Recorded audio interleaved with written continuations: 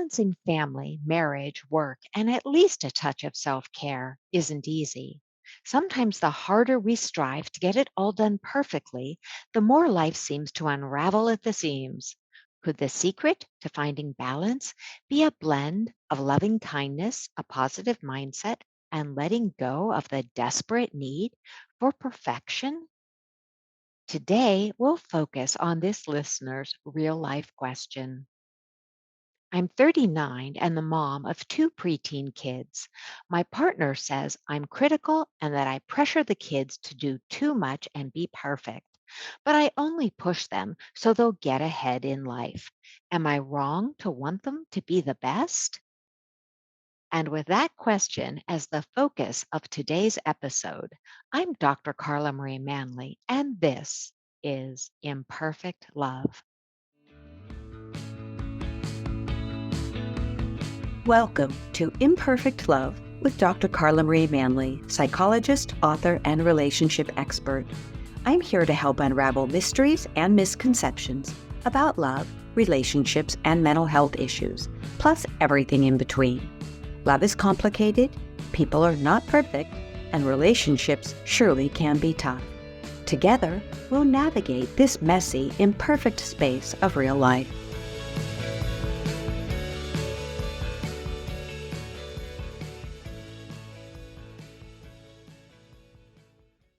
Today, I'm joined by a very special guest, Heather Aranda, a mom of 8, who will be sharing her expertise on the balancing act of motherhood. Welcome to the podcast, Heather. Thank you so much for being with us. Hi, thank you. How are you? I'm super. And you? I'm good. That's a very wonderful thing to hear from someone who's balancing a husband life, 8 children, and something we'll talk about in a bit, the family arcade.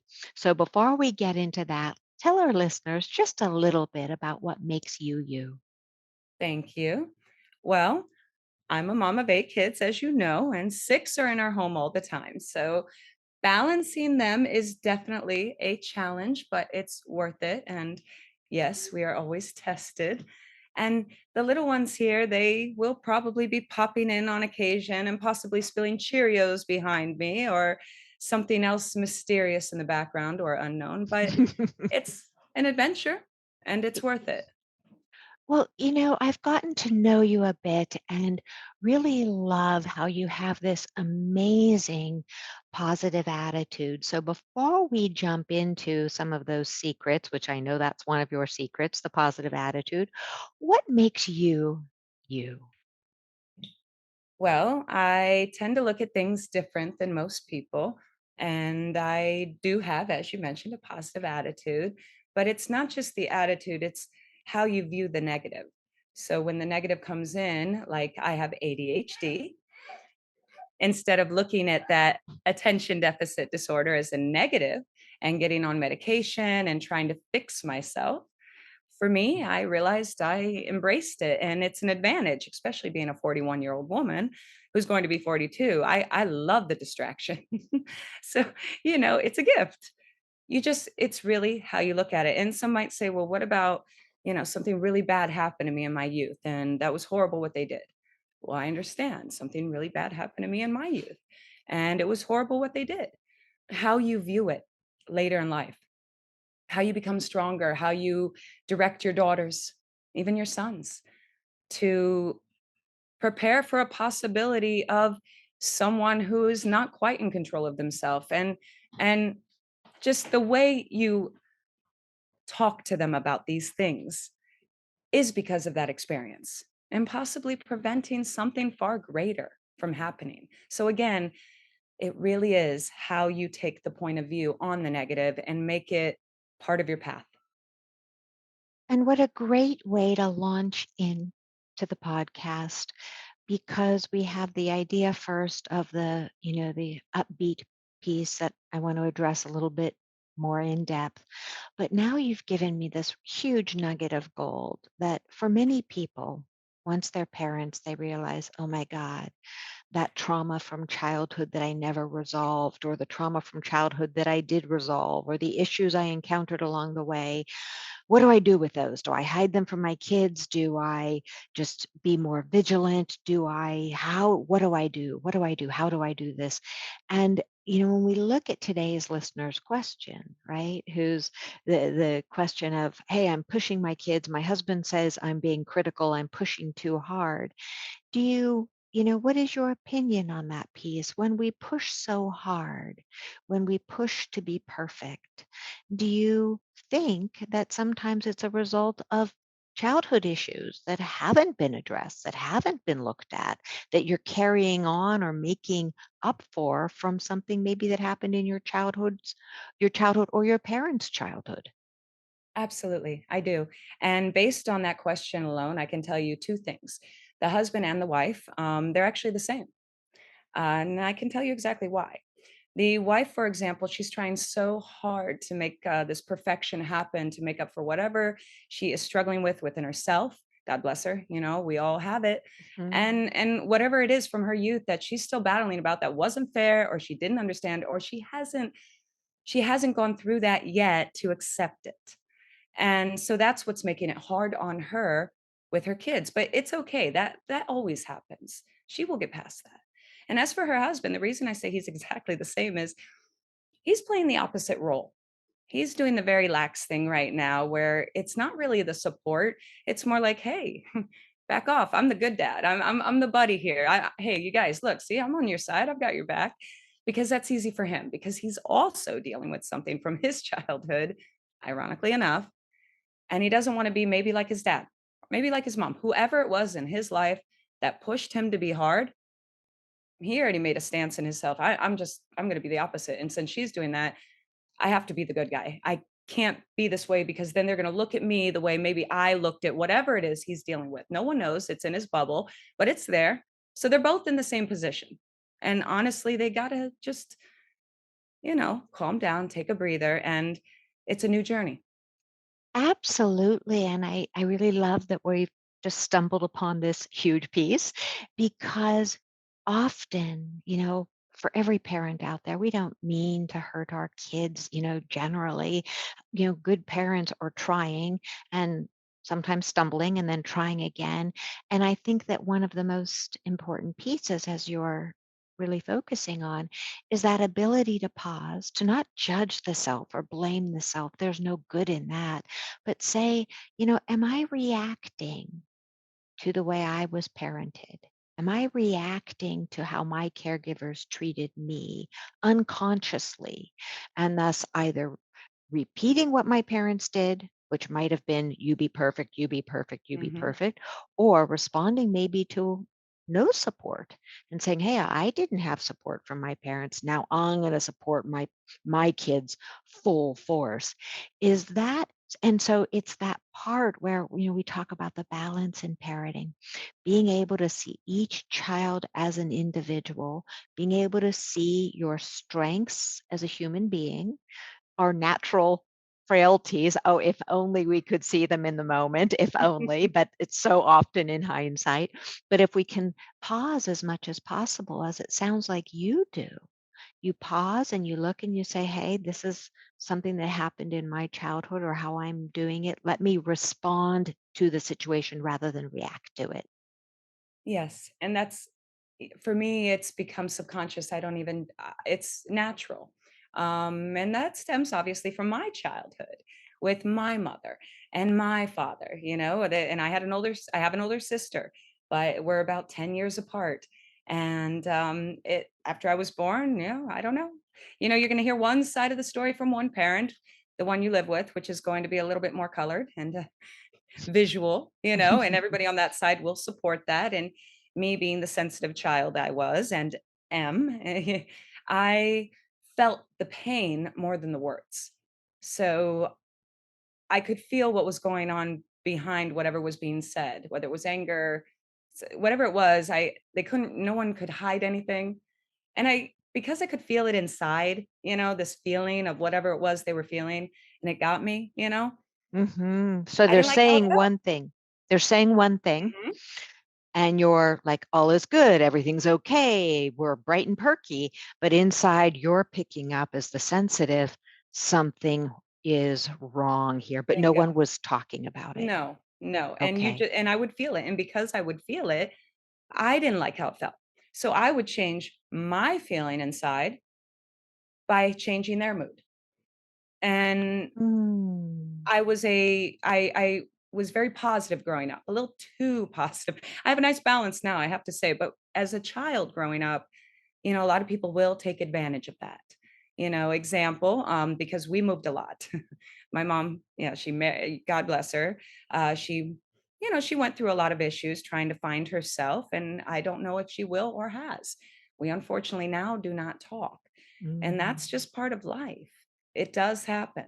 And you have to accept that things happen for a reason. But my mom, with all her moves and travels, I remember one time we moved to this place and it was in Ohio. And it was my first day of school, fourth grade. And there was this girl, she was overweight and it was recess. All these kids were making fun of her. I'll tell you, that's the straw that breaks the camel's back for me. I just, it's always my husband, everybody will to this day, I don't get it. I, you know, so I just naturally went in and defended her and told them that wasn't nice, and just and the irony is I just moved from California, so over there we were a little bit more, free speaking, and one of the best places I ever lived. I loved it there. If my mom hadn't divorced and moved, so in Mansfield, I thought I was doing the right thing, and then next thing I know, all the kids start making fun of me, including the girl I defended. Oh. Yeah. And from that day forward, I set my position at that school. And but I could have got angry. I could have hated. I couldn't. For some reason, I could not bring myself to hate them. It didn't I guess I felt sorry for them inside. I was sad for myself, but confused of why they were the way they were. And so what did you do? How did you respond overall for the time that you were there? Well, honestly, in all the places I've lived except California, the irony, I struggled. Uh, every place I lived, with many different things.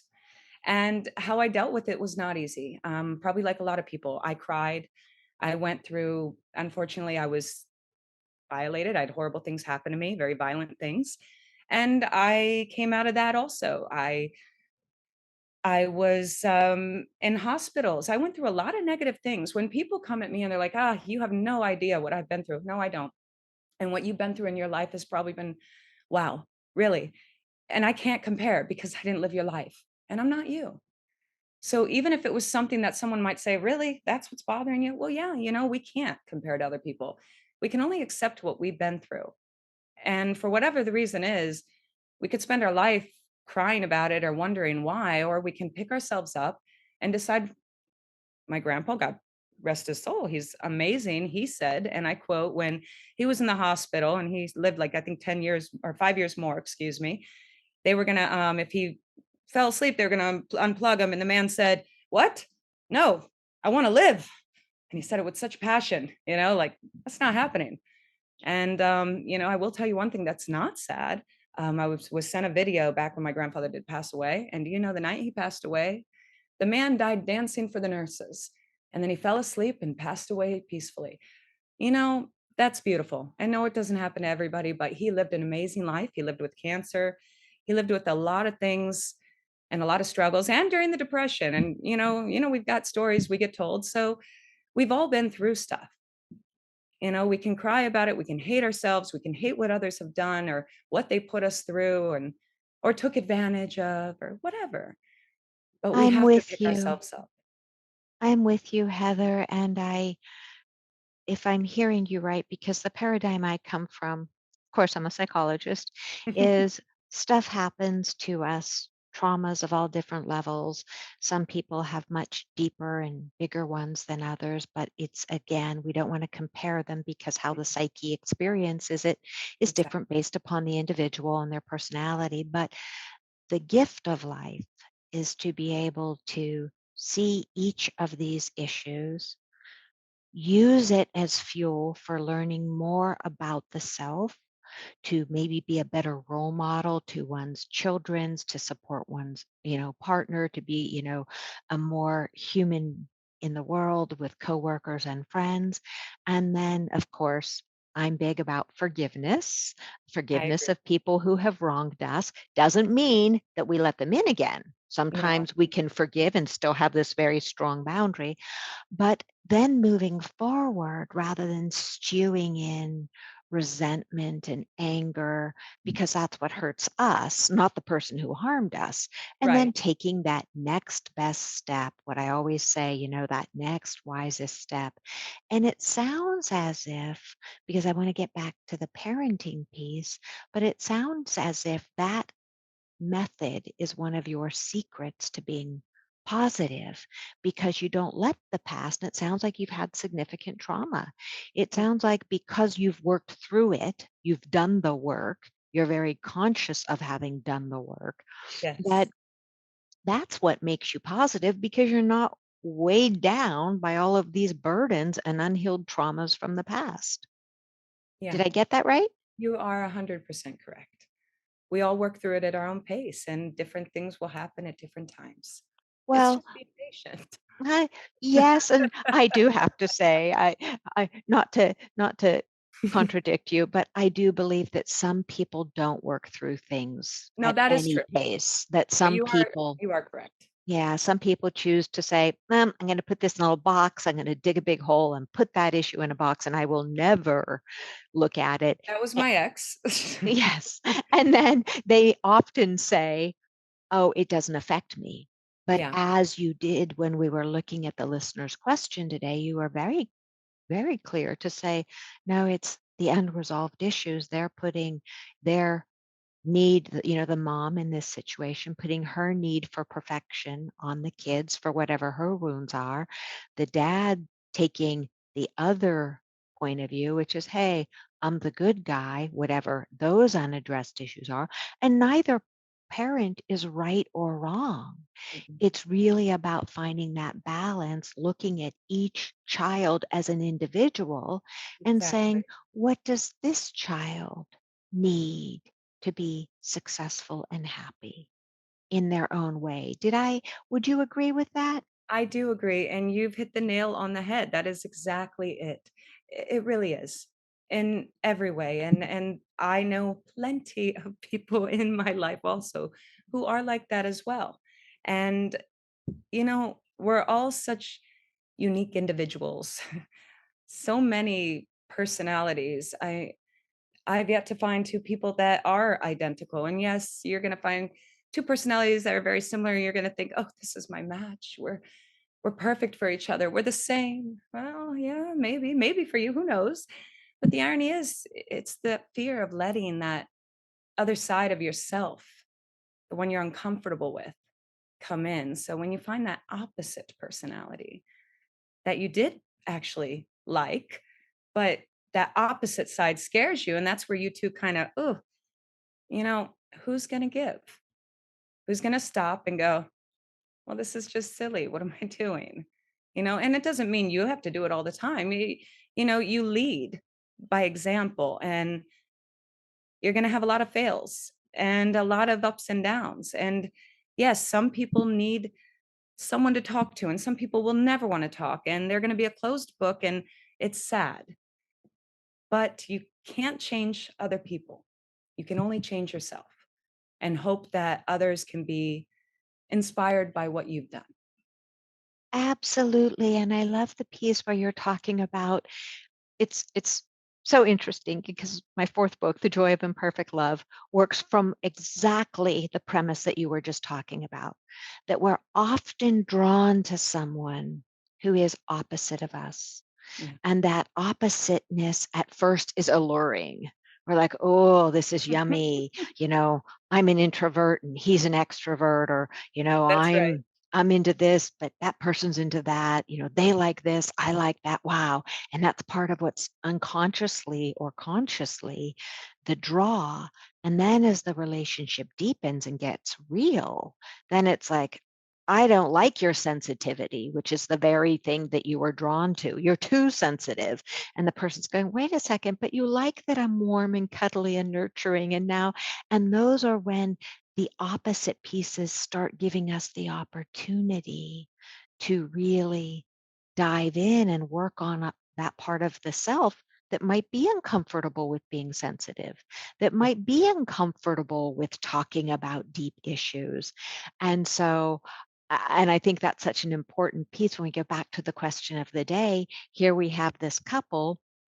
The one is the perfectionist, the other one's playing the good guy. And instead of being adversarial, then the work would be into coming together and saying, wait a second, let's talk about what's happening with perfection.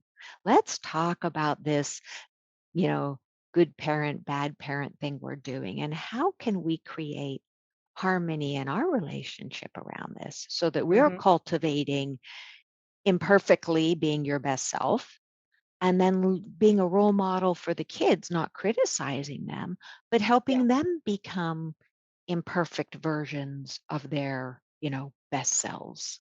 And that's why confidence really is key with them. I if I could give advice to any parent, whether it's their first, second, third, fourth, I don't care, whatever kid it is, the first thing I would teach out of all the things, I know everybody has their ways, confidence.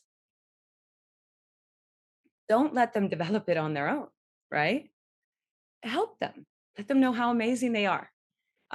Even with their flaws, not so flaws.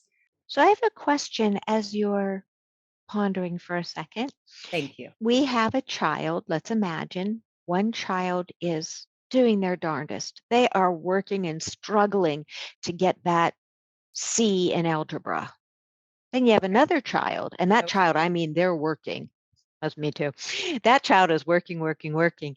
And then we have the other child who's just gifted in math and comes home, looks at the book, doesn't even open it, looks at the book, scribbles out the homework, gets the A plus.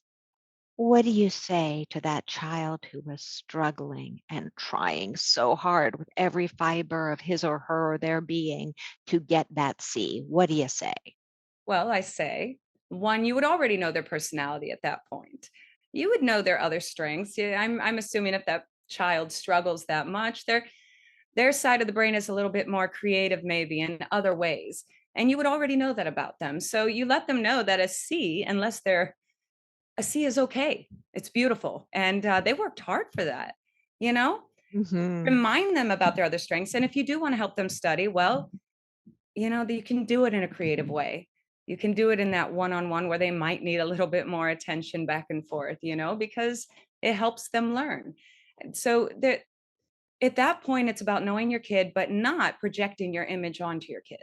Because if you're projecting yourself onto your child, you're going to treat them like you want yourself to be treated. And this is not in the terms of treat others how you want to be treated. This is about your child being who they are. Guiding them, yes. Teaching them, yes. In every sense of the word, be a parent. But their personalities start when they're in the womb.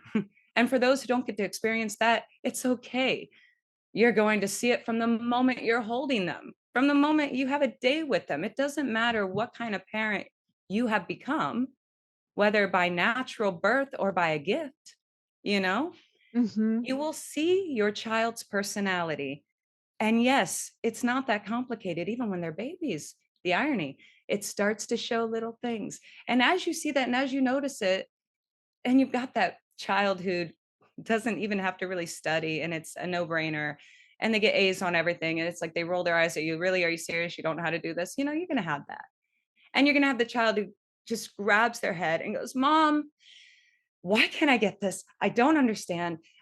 They're screaming. They're frustrated, but yet they're not going to stop and do things a different way that may help them. No, because then you're forcing their personality to change. And that's why you always get the pull. If you do that and you're like, well, if you were to do it this way and you do it that way, which is most of us parents we resort to, you're not doing it. You're not even putting the effort in. If you were to try and you were to do this daily, but if you're not going to do your part, then, you're not going to get the result. Yes, yes. And we have parents like that. But you're just going to get a struggle because their personality, their natural personality that they have developed, it's battling you subconsciously and it doesn't mean to. And I'm so with you, and we can look at the question of the day, right? Not 8 kids, but this parent has 2 kids, and it's so hard for us as busy parents to slow down and see that even, many parenting books don't remind us that every child is different. Mhm. Every child is so incredibly different. And so we think, well, this is the strategy that should work. And if I push my child to success and I really focus on that, then I will get the child there rather than seeing what sounds like is your template. 8 kids, 8 different personalities. Mhm. And, you're fortunate in a sense that your job is the family arcade, which we'll talk about in a moment, so that your job is your children. Your work Yeah, is your children.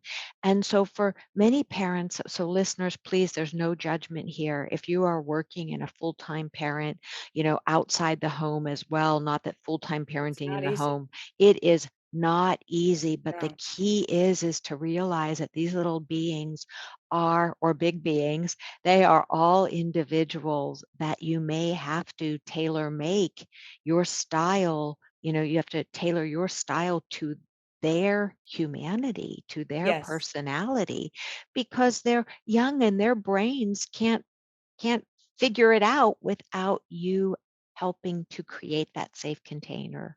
Is that right, Heather? Is that Yes. Yes. You're correct. You're exactly right with that. And that's really for me the best way to do it. And I will say this, there's a lot of books out there. Yes, and some people do need guidance because that's their personality. And I get it. And some books are good. I like them. But you have to take that as help, but not as exact rules because no one's Mm. going to parent your kid better than you. I love that. Okay, so on that, okay, there's a huge dose of confidence. Remember, parents, you have your child in front of you. I know you're likely tired, stressed, busy, but if you get some self care in there, create maybe a step backs and start just baby steps towards seeing what your child needs. Your child will be okay if you tune. I'm kind of reflecting back what I'm hearing you say. You Yeah, tune into them, watch what they need, and they will be successful because you're feeding them on a diet of loving kindness, yeah, flexibility, yeah. and tuning into them. Did I get that right? Like it's Yes, attunement. We're it talking is. attunement here. Yeah, there's rules. And some people say, "What about the rules? What about?" I assure you, there's a lot of rules in our house. You should hear us. There's plenty of rules, and they get tested because that's what kids do. Because sometimes, you know what kids test you? Because sometimes we give in, and they know that when we're too tired or we're too busy at the moment, we do give in. My kids know me. They know if I am distracted editing, that's the time to ask me, mom, can I um can I have tablet time instead of go to bed? And this is me. Yeah, yeah, go. And then mom, you gave them tablet time? You said it was what? Wait, no. So that's why they're always going to test us because we don't stick to our rules. We're flexible too. So, just remember that, remind yourself it's not easy to be a parent. And yeah, your neighbor might look like they're, you know, perfecting everything or something, but they're not you and they're not your kids. Absolutely. And what we see on the outside is not necessarily what's going on the inside. Oh, that's a fact. And on the piece, before we go to the family arcade, I do have to say, oh, listeners, consistency. I'm a big believer, even, that they know. And the minute that we're not consistent, we have to make it up 100 times over because of that moment where we gave in and gave the tablet or gave this. So, oh my goodness, consistency is so important. Oh my Oh, goodness. yes. Okay, so let's launch into your livelihood just a little bit. We don't have to spend a lot of time, but it's really beautiful um, to see the work you do with the family arcade, the way that you spread joy. So, for our listeners, could you explain the family arcade? Well, It's an experience. It's just something to help you connect, calm down for a brief moment in time. Doesn't take much. It's not a long YouTube video or anything where you have to get stuck.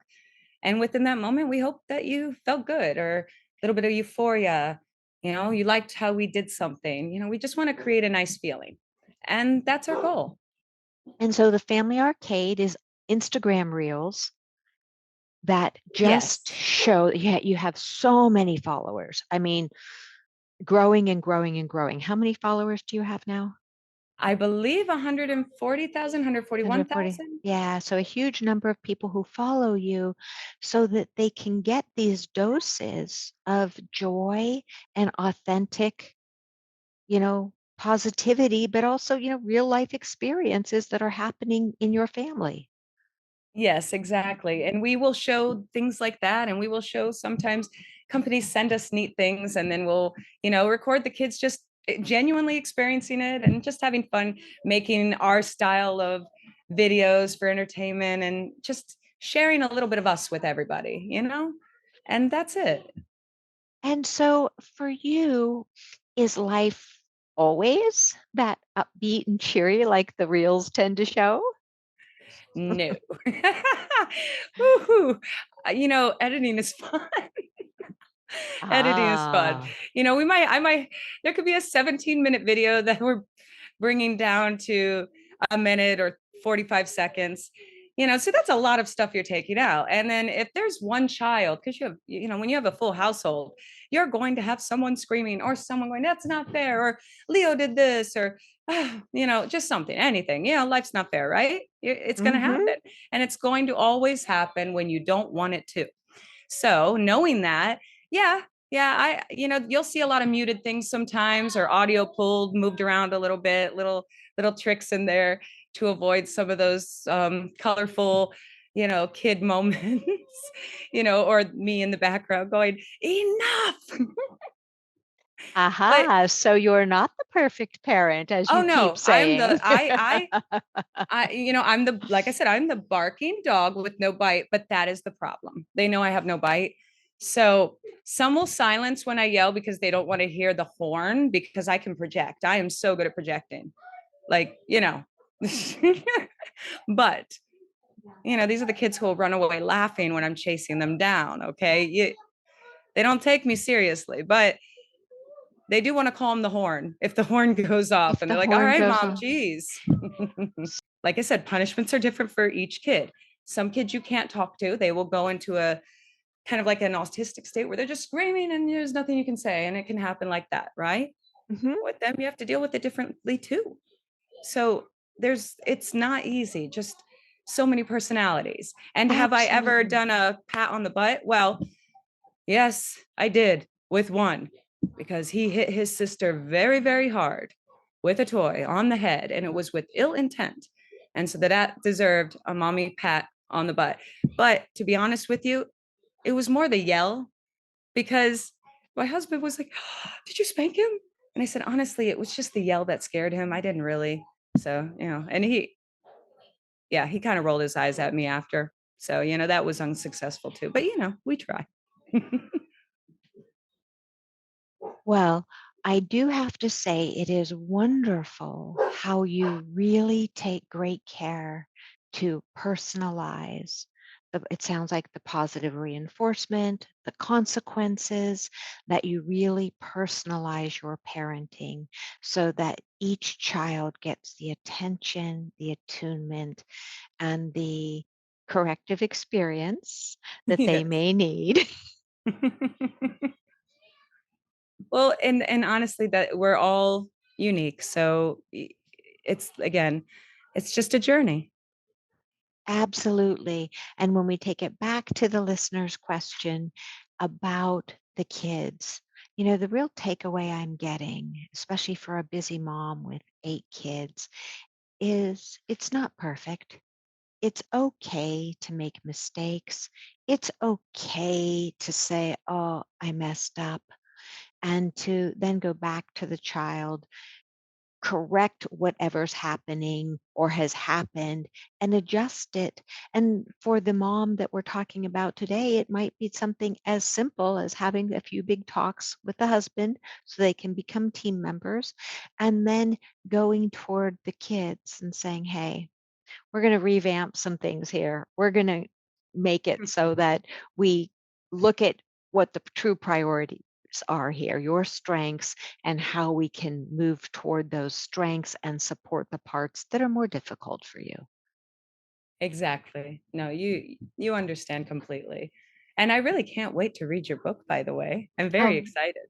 thank you. Thank you. Thank you. So, Heather, thank you so much for taking time out of your very, very busy schedule to, oh my goodness, I can't even imagine, I have to many times muted as you were talking and done the go on, almost done. Go, go. almost done, almost done. Well, thank you so much. It has been such a pleasure. Where can our listeners find you? Well, they can follow us on Instagram on the Family Arcade. Excellent. And so, as we draw things to a close, I wanted to share this beautiful quote from Heather. People often strive for perfection because they seek comfort and a sense of worthiness. And I just love that piece, as well as your other quote, we will be tested. As parents, we will be tested. So Thank it's just really about how we respond to those tests. My goodness, do we need to pause, breathe, and respond rather than react to those tests, because they do come. Oh my goodness, do And they it's come? okay to fail. It's okay It's because you pick okay. yourself up and you try again.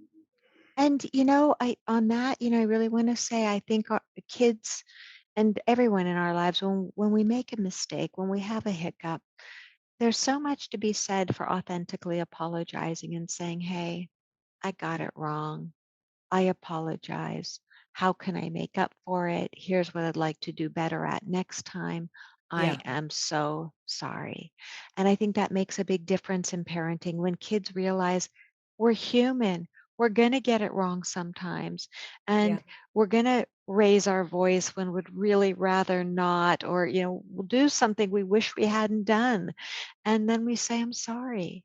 Oh, You know, yeah, I, and they're gonna know us better than we know ourselves sometimes. oh, I'm a firm believer. Oh, they're so smart. Oh, they have our number very quickly in life. Well, thanks again, Heather. It's a pleasure and a joy. I so appreciate you. Oh, thank you. I love talking to you, and I always look forward to it. Thank you, Heather. Take care, be well, and good luck with your 8 children. Your blessings to you. Thank you.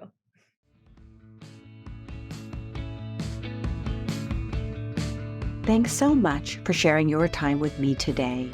Remember, you have the power to transform your life and love fearlessly, if imperfectly, and it's my privilege to help you along the way. You can find more life-changing content, including my books and other podcast episodes, at drcarlamanly.com. Feel free to submit your own confidential questions through my website. I'll do my very best to include your issue on a future episode. If you found this podcast helpful, please subscribe and leave a review. Until we connect again, this is Dr. Carla Marie Manly wishing you oceans of blessings and love. Please note, this podcast is psychoeducational in nature and is not intended to replace formal mental health support. Please contact your healthcare provider or emergency hotline if you need psychiatric care. And as always, please take good care of your amazing, wonderful self.